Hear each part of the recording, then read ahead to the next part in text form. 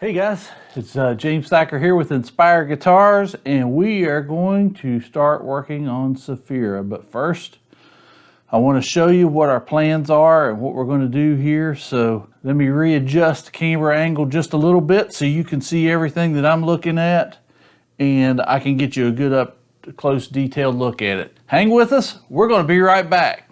Okay guys, let's get to it. All right, here's what we've got. We've got a Sephira build for Great Guitar Build Off 2022, and that's what I have laid out here in front of me, is I have all the stuff that's required to make Sephira a guitar. So let's kind of run through it real quick here. I want to show you what I got. Let's start with the basics. Let's start with the wood. I picked basswood for my body. I've got two pieces of this, exact same size. My wood supplier has planed and finished all four sides, although, you know, as a guitar builder, I'm never really happy with somebody else's work. So I'm going to run my plane across this thing and just double check that everything is perfect. Those guys do a fantastic job, and I love what they send me. And I'm not saying that they don't do good work, because they do. I am just, as most of you guys out there are, very picky on what I put onto a guitar. So I chose basswood because we don't need a high dollar exotic wood to cover up with paint, and we're going to be painting this guitar.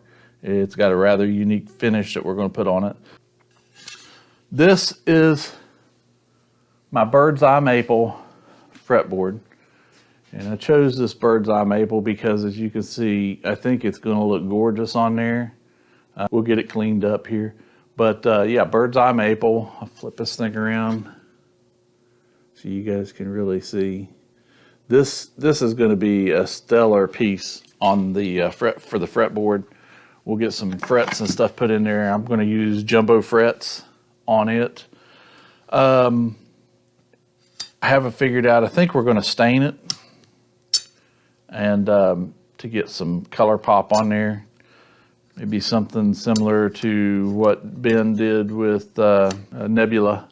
We may do something like Nebula down that maple fretboard to really make it pop. My neck is just poplar. It's just standard old poplar. This is, I chose this because cabinet makers have been using poplar for years for cabinet doors. And the reason why is because it does not bow or twist very easily. It's a good strong wood. It's ranked really good for strength. It's easy to work with. It's hard. It's got, don't know if you can hear that. I'll get it up close to my mic, but it's got a good tone to it. So I won't say that poplar is necessarily a tone wood, but it's a good wood to work with. And that's my whole goal here, is I want things that are easy to work with. You can go out of your way and make things overcomplicated. If this was going to be a stain finish or a natural finish, then yes, these would not be the woods or what I pick to put in this guitar. But since we're going to paint it and put a finish on it, it's going to be covered up. So grains or, you know, twists, flaming, whatever, that's of no importance to me on this guitar build. So I think we've made the right choice here with the poplar. Poplar has good strength to it. It's going to be a neck through guitar, so everything depends on this piece being good and strong. Because you can't take it off later and put a new neck on it. This piece has to last, and that's why I chose the poplar. A lot of guys would say, well, do it in a laminate. Well, yeah, but once again, we're doing all that work to do a multi-laminate neck, and then we're going to cover it up with paint. I don't want to do that. So the poplar works. The poplar is rated really good for that. I think we've made the right choice. Now we've got our wood, we've got our fretboard, our neck, we've got our truss rod, we've got these carbon fiber rods these strengthening rods, and I'm still not sure if I'm going to do this yet, but that is my thought process at the moment. I typically tend to over-engineer things. I think with the poplar, I think with the truss rod that I've chosen, that will be good. However, it would be cool to do the carbon fiber rods, and just because of coolness factor, I think we may end up doing that. It definitely will not hurt the guitar at all. So I chose my electronics, and I really wanted to do 3 humbuckers in this guitar, but it's a 25.5 inch scale with a 24 fret neck and a locking tremolo system, so you really couldn't get everything to work in the space. And I did not want to spread it out and do like a baritone or anything like that just to make space for it. So I ended up doing what I'd done on another guitar here recently. I went with the Seymour Duncan Invaders. They're a real beefy looking pickup. They've got some bite, they've got some tone. These things, I mean, they rock. I've used them. I'm a rock and roll guy. I've played in classic rock bands for years. I have done country. Even when I played in my country band, the guitar that I found myself using most of the time was the one that had the Seymour Duncan Invaders in it. So I'm familiar with them. I like them. And since I'm building the guitar, guess what? They're going to get the Invaders. So I hope those work out well. I think they will. I think this guitar's theme is going to work well with that. But like I said, I wanted a humbucker or 3 humbuckers in the guitar. So what I did was I went out and I got a Seymour Duncan hot rail for my middle pickup. This is a humbucker in a single coil position. You can see it's stacked. As you can see, it's the 4-wire system. So you've got white, black, green, red, and then you've got your braided ground and shielding. So all that in this little pickup or coil split on this. We'll figure out which way we want to go. But with that versatility there, that gives us some options later on down the line when we do our electronics. For tuning keys, I'm using the Godot machine heads. These are just a simple black 1 to 16 setup or gear ratio. I mean, it's just your standard button head, nothing elaborate there. For my volume and tone control, I'm going to use these Q Parts dome. They're a black dome with abalone inlay in the top of it. I wanted to kind of keep that simple, but yet give it a little spice. And I think that's the best way to go. Every one of those pickups is going to have its own on-off switch. So I've got 3 little mini toggles here. Get this thing up here where you can see it. 3 little mini toggles. These are just standard on-off toggles. For one for each pickup, and then like I said, we'll put in a coil tap or coil split in there. There is a difference between a coil tap and a coil split, and I'm not sure which way I'm going to go yet with it. You can check out one of my videos later and I'll explain the difference. And I'll use this building, when we build this, I'll explain the difference in this video as well. And then we just got 2 500K ohm potentiometers, one for volume, one for tone. And then we're going to put in these are red LEDs that we're going to put in. We'll have several LED lights in it. This is a little 3.7 volt aquarium pump with the battery pack. Now I will break that apart on the hot wire and put in a switch for it because I want it to be able to be switched on and off.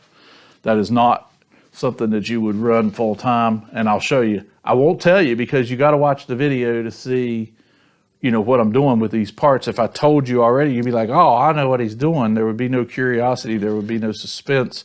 It wouldn't make for good viewing. So it's all about the viewing, right?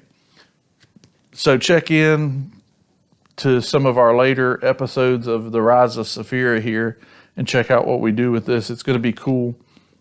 Those two parts require voltage. I'm using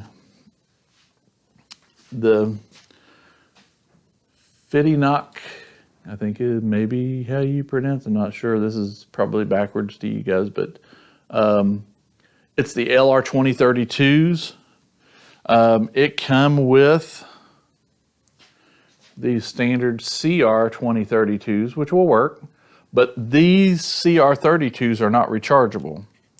And if you notice on the LR 2032s, right there at the bottom, it says rechargeable. Those are a rechargeable battery, and I stumbled onto those when I found a recharging base.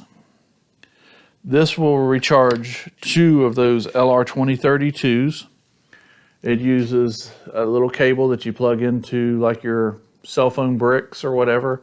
It is the Android style connector, so not hard to find. You could, if something happens, you lose that cable, you could pick it up at any store. Heck, even gas stations or convenience marts and stuff like that all have those. So not anything crazy, you know, just plug it into a standard brick, charge the battery up, and away you go. You could throw that in your road case with you and plug it in, be charging batteries while you're playing off of one of your auxiliary power ports, and hook it into a laptop and that you're using for your sound or whatever, and charge it off of the laptop. There's all kinds of combinations here, guys, of the use. And that's what I'm about when I build guitars. I want versatility. I don't want a guitar that is just what everybody has seen before. And as you can see here, we've got some versatility, and there's even more to come. We'll get into some of this stuff once we get into this hardware here, which is where we're going next. I'm using, this guitar is going to have 2 bridges on it. Not at the same time, but there's going to be an option. You can either go with standard kind of Gibson stop tailpiece, and this is a fine-tuning version of that. So with this bridge in place, you can use a locking nut, and you can use these fine tuners to fine tune the guitar once it's locked down. So if you got one that stretches a little bit, you can pull it back into place. I chose that for this reason, because we are going to use this type of nut. This is a new thing that I've seen. I don't know that it's been out very long, but it is a locking nut system, which everybody has seen for years, but with a twist. This has a grub screw on each side here. There's one in this tab, and there's one over here that you can see. Now, what that does is that allows us to adjust the height of that nut right there at the fretboard. It does come with the standard little plate, and it has both of your Allen wrenches that you need. But what that does is those little grub screws, when you run it down, it will pick up the fretboard side of the locking nut to give you a little more height. Let's say you got a little string buzz or whatever on the first fret. Adjust it, retune it, and it should be fine, unless you have a fret problem. But this allows you to adjust your string height for playability. I like flexibility when I'm playing, because things don't always go. You get things, sometimes you think you got it set in and it's not. You can always toss this thing to a guitar tech and say, hey, I need just, give me, you know, a fraction more on the nut side, and he can adjust it. You can do the same thing with a stop tail piece, or you can do it with this Floyd Rose system that we're going to have. So it's all about flexibility. This next piece that I'm going to show you works in conjunction with the two prior pieces, the stop tail piece and the locking nut system. It is the Floyd Rose FRX Tremolo system. This tremolo system is unique and is brand new. Hasn't been out long. It has a base with this big adjustment spear right here. This piece is kind of like your claw down inside the back of your body. There's your big spring. It's you can see it here on the back. You can compress it. There's an adjustment right here, so you can tighten or loosen. It's right in the end of it. You can tighten or loosen it. There is adjustments for height and stuff over here. There is adjustments up in the face of it. You can see there's adjusters here. There's an adjustment here. There's here. There's your tabs. This is your standard kind of looking tremolo, but it goes in here.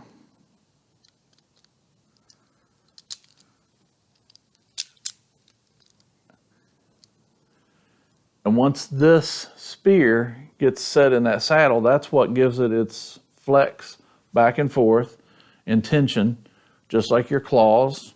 You can see I'm trying to give you guys a real good look of how this thing works. But there's no routing through the body. There's no claws in the back. There's no cavities and everything. So it allows this thing to sound and play like a Gibson or some of your higher end Paul Reed Smiths that don't have tremolo systems. The locking bar for it, there is no twist on this one. Let me get it up here where you can see it. This one just goes right into place.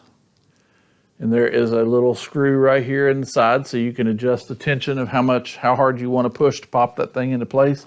And if you want it to stay in place once you put it in, you can lock it into a certain position. This little piece right here will work on the guitar, and if you don't want it, you switch it out and you use your standard stop tail piece. Both pieces require or will require a locking nut, so that's not an issue. The Floyd Rose does come with this nice looking locking nut piece with truss rod cover and stuff. Now, there's the back side of it. Now, I like this piece. It's machined really well and everything, but what it doesn't have is it doesn't have the adjustability of the other piece, the other nut that I showed you. Plus, this is designed to work for SGs or Les Pauls that already has a bone or graphite nut or whatever in place. This sits behind the nut. That's why they built the whole truss rod cover and everything to replace that, so you can cover up those screw holes and stuff that's there from the factory. Because when you put this behind it, your old screw cover no longer works with that setup, so you need this to cover it up. We aren't going to need that for this project. Now, I may use it later on. I've got some other builds and stuff, and that may work out perfect for something else.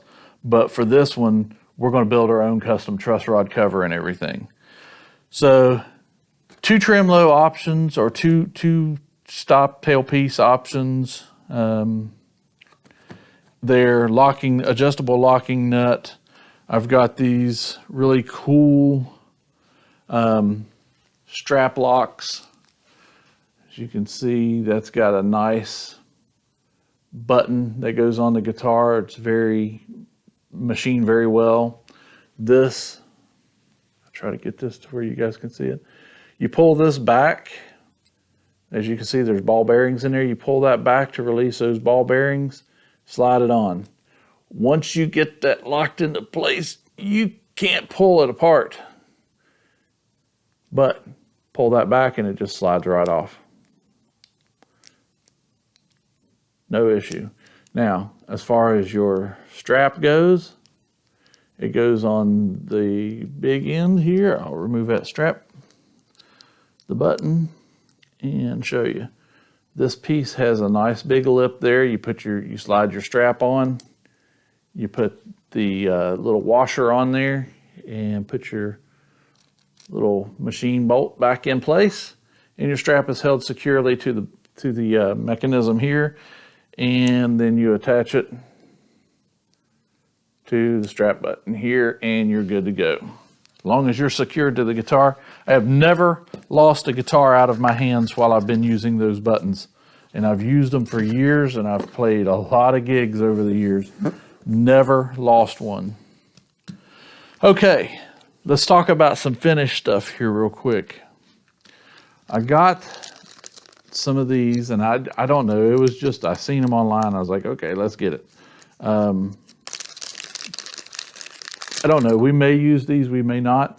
This is a real nice piece of it's like a shell material. Kind of feels like abalone blocks, but not. Got some cool patterns. These did come in. They didn't pack them very well, and these were supposed to be 2 pieces, and I ended up with 4 pieces of partials. So I may end up using those for some type of inlay. I really had no idea what to use these for, but I seen them and I thought it might fit in somewhere. So we may use them on this project, we may not. The other thing I got is some abalone veneer that we're going to use on this, and you can see it shimmers. I mean, it is in plastic, but it's just that shiny even when it's out. I also got the abalone binding for the fretboard. We're going to bind that fretboard and give it some bling, in addition to, like I was saying, maybe some nebula type stain. I've got all the crimson guitar stains back here to work with, and some others as well.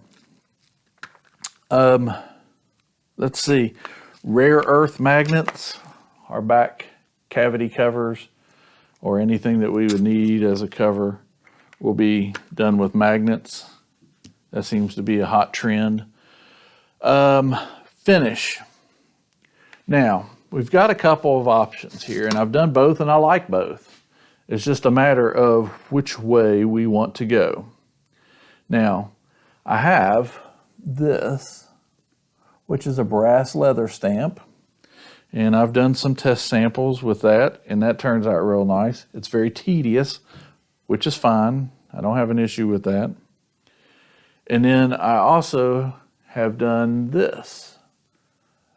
This is a mesh, and I cover up and shoot some paint on to make a pattern in the finish of the guitar.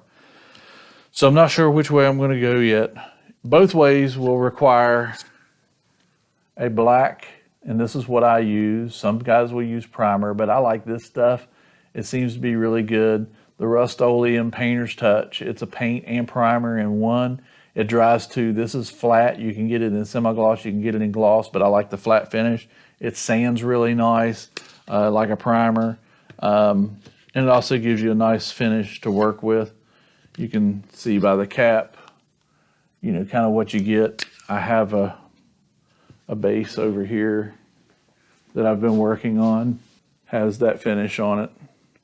So we like that. That'll work well for the other. The final color that we're going to do is this stellar blue. It is a color shift material. As you can see, it's purple and blue and a little bit of green in there. That's going to give it a nice finish out on to look at from the edge, and this thing has got some cool stuff that I'm planning to do to it, in addition to just the color and the finish, the pattern that we're going to put on it, and then finish it up with my 2K 2-part catalyst clear coat. So guys, that's the biggest part of Sephira. You're seeing everything for the first time here. You know, I've got to get started. It's almost April 1st, and I just wanted to do a quick run through with stuff and show you. I've got some other surprises. There's not everything out here on the table, but this is enough to get us going. You'll kind of see where I'm headed. Maybe it'll spark some interest.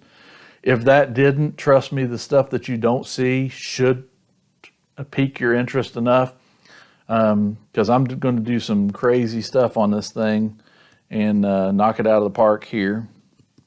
Anyhow, this is James at Inspire Guitars, and this is the parts breakdown for Sephira. I think this is video 2 of the series. Make sure you check out the next parts. We're going to do templates, and then we'll get into building this thing. I'll show you what I'm going to do on the template. You will not see the final body design at any point till it's ready to be cut and carved.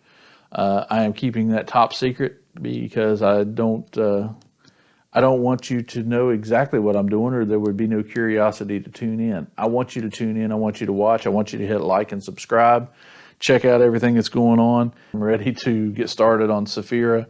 So check out The Rise of Sephira, this series that we've got going. Every Thursday at 6 p.m., I will be posting up a new episode of The Rise of Sephira.